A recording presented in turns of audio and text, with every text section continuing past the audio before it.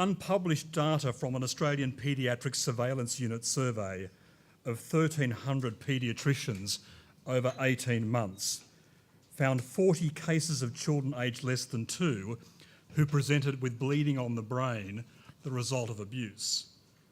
Survey evidence from the United States suggests that for every child aged less than 2 who sustained such a serious injury, another 150 children may be shaken or beaten by caregivers and sustain subclinical brain trauma that goes undetected. Given one of the key findings from the research, that nearly 1 in every 3 of the victims of family violence in Victoria were children, and of those, 1 in every 4 had sustained a brain injury, Brain Injury Australia thought it crucial to set aside specific attention today to the assault on children. Dr Jo Tully is Deputy Director of the Victorian Forensic Paediatric Medical Service at the Royal Children's and Monash Children's Hospitals. Please welcome Jo.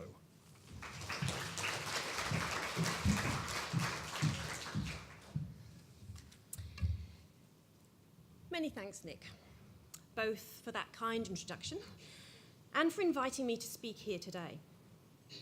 It is really both a pleasure and a privilege to be here, although I have been given, I think, a near impossible task, and that's to talk about inflicted head trauma in children in just 10 minutes. Now, I think that the topic is worthy of a seminar of its own right, but if today I can give you just a small insight into what this is, why it happens, what it does to children, and why I think it's so important, then my 10 minutes will have been well spent. Now, I work with abused children every day of the week, and inflicted head trauma is really what we would call the pointy end of what we as forensic paediatricians deal with. Inflicted head trauma, as you can see on the slide here, is a well-recognised constellation of brain injuries that are caused by that direct application of force to an infant or a young child, which results in physical injury to the head and or its contents. And there's a spectrum of inflicted head injuries.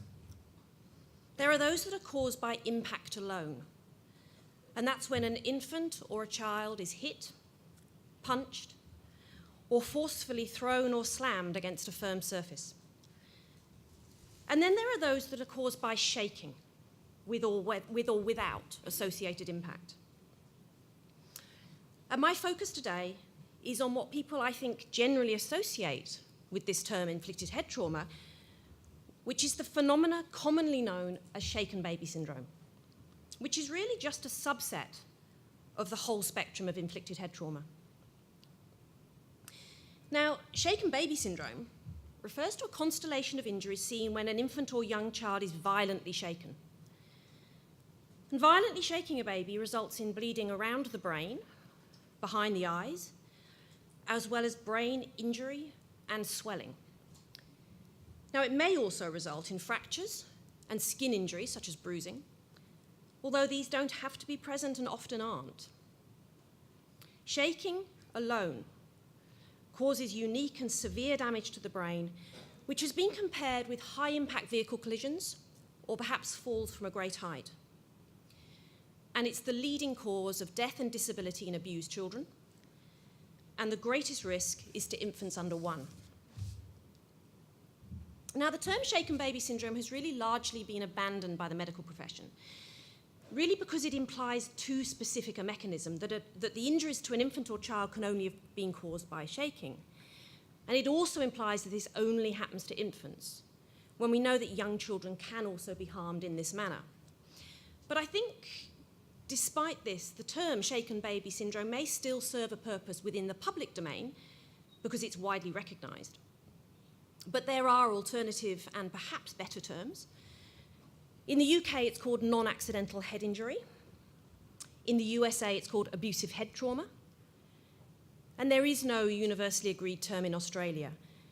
In our service, at the Royal Children's Hospital in Monash, we tend to use the term inflicted head trauma. Now, to understand what happens to these babies, we need to understand some simple anatomy. And this is a diagram of a baby's head with half of the skull bone removed, showing us the brain sitting within the skull. And leaving the surface of the brain, you can see in blue these small veins. And these are known as bridging veins. And these carry blood from the tissue of the brain up to a large vein that runs on the inside surface of the skull. And these bridging veins are fixed to the inside of the skull. And here you have a post-mortem image which shows those bridging veins, which in this case are intact. And here you can see a baby grasped around the chest and shaken violently backwards and forwards. So let us think about what might happen to this baby when it's shaken in this manner. As the baby's shaken, the brain moves backwards and forwards and round inside the skull, tearing those bridging veins and causing bleeding around the brain. The small blood vessels in the back of the eyes are also torn, resulting in bleeding at the back of the eyes. And you can see that in the picture on the bottom left. Those blobs are blood at the back of the eye. The brain being shunted backwards and forwards and round, results in brain being damaged and bruised, and a loss or reduction in consciousness, which in a baby can be interpreted as them going to sleep.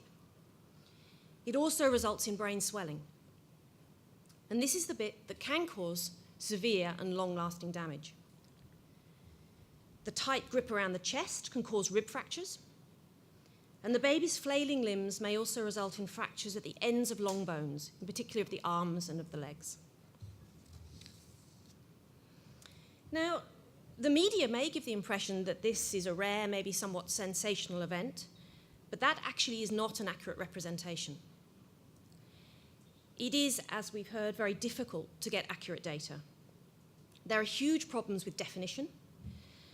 There are problems in the way that these babies who present to hospital are coded. And there's obvious underreporting and underrecognition. Child abuse, by its very nature, is an unseen, an unreported, and often an unknown condition. So these data really are estimates only, and I can't stress that enough. But in the USA, it's thought that in excess of 1,200 infants and young children are injured each year as a result of inflicted head trauma, and it may be as many as 5 a day who die. But what about closer to home? Well, we don't have robust, accurate data in Australia. It's been estimated from a study performed in Queensland that the incidence, which is the number of new cases happening every year, may be as many as 29 per 100,000 of the population under 2. And this is greater than childhood cancer. Conservative estimates nationwide is there are about 65 cases of inflicted head trauma per year admitted to Australian hospitals. And certainly we in our service just at the Royal Children's Hospital last year saw about 20 children who we thought had suspected inflicted head trauma. Australian Bureau of Statistics data suggests that in 2015, for example, 22 children were killed by their carers, and the majority of these will have been as a result of head trauma. And this is really only a little less than children who die from medical conditions such as diabetes, asthma, cancer combined. And these figures are almost certainly the tip of the iceberg. How many are missing? Well, I don't think we will ever know. Injuries resulting from shaking represent a range of severity, from nothing to mild concussion to a severe brain injury with extensive bleeding, long-term disability and death. And there's a rather famous study that was conducted in Denver in 1999 suggests that in 1 in 3 cases presenting to hospital with inflicted head trauma, the diagnosis is missed. Of those missed cases, 1 in 3 will go on to be re-injured, and 1 in 10 will die. And data collected by interviewing parents confidentially about the treatment of their children suggested, as we've heard from Nick, that for every child under 2 who sustains serious injury, another 150 or more have been shaken by their caregiver, but have sustained a subclinical injury that goes undetected at the time. So why are we missing them? Well, it's actually quite difficult to diagnose, particularly in the milder groups and in young infants. They're more likely to have non-specific signs and symptoms that can be quite easily confused with common childhood conditions. They may present with just sleepiness, irritability, vomiting, poor feeding.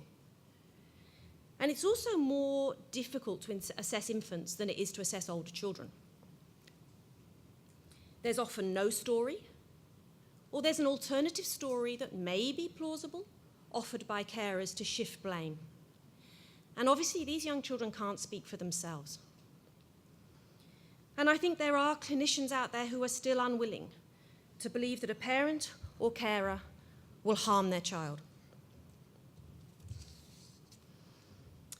Now, while we don't have the full picture, there have been a couple of high-quality studies that have used confessions from perpetrators, and I think these can provide us with an insight into the who, the when, and the why. It's predominantly men, although men may just injure infants more than women because of their strength differences, and we certainly know that women shake their babies. It's normally in response to crying, and it works. Shaking stops babies crying. The peak incidence of inflicted head trauma presentation coincides with the peak incidence of normal infant crying. It is universally acknowledged to be violent, and it would be deemed to be so by an independent observer. This is not the kind of shaking that's seen in play or seen when you're trying to resuscitate a sick infant. And this confessional data suggests that a lot of shaking is repetitive. It occurs on average 10 times before the baby is presented to hospital. It's thought to occur because of a complex interplay of baby factors, particularly crying, situational factors, such as poverty and stress, and carer factors. In particular, poor education about normal infant crying, as well as drug misuse, mental health difficulties in young age. And I've included a few excerpts here from the confessional data. He was crying. It drove me crazy. I shook him maybe 10 times and threw him on the sofa. I shake him almost every day when I'm watching him. I can't tell you how many times. And the mortality rate and the outcomes are worse in inflicted head trauma than they are in accidental head trauma. And it's because the mechanism of shaking results in deeper and more diffuse brain injury, and because of its repetitive nature. Up to a third of the babies will die, and in the survivors we see a range of developmental, cognitive, behavioural, and social effects that are far-reaching and long-lasting and impact on these individuals' chance of living their life to their full potential. And these deficits sometimes become more obvious over time, and by school age up to 80 or 90% of these children will have difficulties over a range of outcomes, with negative consequences for their academic achievement, their employment, and their social relationships. And 40% of survivors, it's been estimated, might never lead an independent life. And I'd like to finish with a very short story. Baby C was 11 weeks old when I met him, and he'd been in the care of his young father. And up to the day that I met him, he was a normal, thriving, healthy, happy, smiling baby. One morning, C's father woke late to find C lying beside him, fitting and unresponsive. Now, it took them some time to get C transferred to the local hospital because they didn't have a car, they couldn't afford a taxi. When he got there, he was found to have severe brain swelling and bleeds both around his brain and behind his eyes. C's father said that he hit C's head on the arm of a leather couch when he was sitting down several days previously, and that he often played ring-a-ring-a-roses with C. And it was this that must have caused his injuries. No other explanation was provided. Now, C was critically ill, but he survived. He's now in foster care, and he is totally dependent on those carers for all activities of his daily life. He is unable to feed himself. He's unable to hear. He has no language, and he cannot move independently. And as a very sobering final note, baby C's mother cannot care for him because she herself has an acquired brain injury as a result of being shaken when she was a baby. And that brings my presentation to a close. I hope you found it of some interest, and thank you so much, both for inviting me and for your attention.